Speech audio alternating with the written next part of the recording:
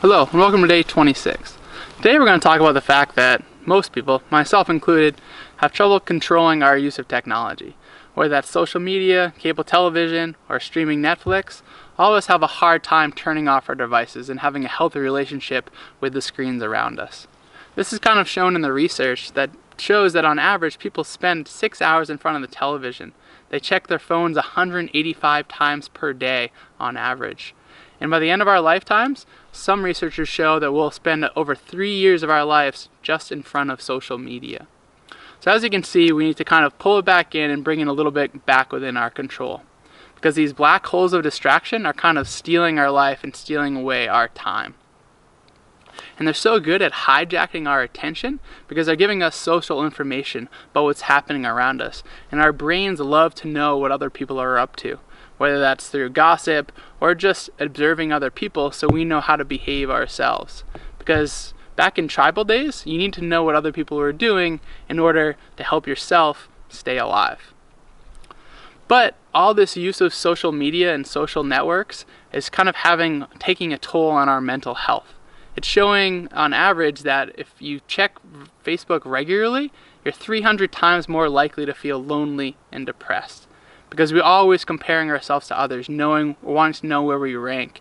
And when you look at someone's highlight reel on Facebook or Instagram, it's hard not to feel less than. Because we're comparing ourselves to kind of too many tribes. Back in the day, when you had a tribe, it was only 30 to 35 people. So you're only comparing yourself to a small amount of those around you. So it wasn't too overwhelming. But today, you're comparing yourself to celebrities. You're comparing yourself to people all across the world through the internet.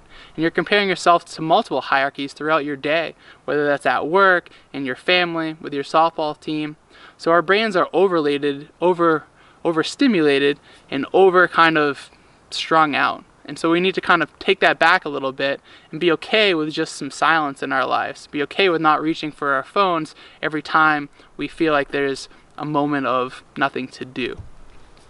Because these infotoxins that are constantly coming in are kind of driving us crazy. We're constantly overstimulated by whether that's advertisements, which they say we see around 5,000 of per day, or the beeping of our phones that distracts us for an average of 2 minutes every time it beeps at us. So our attention is really being kind of hijacked, and we're getting hooked on these little glowing rectangles that steal too much of our day. So I'm not necessarily saying you should become a hermit and go hide in the woods, but just question when you use any type of device and why you're using that.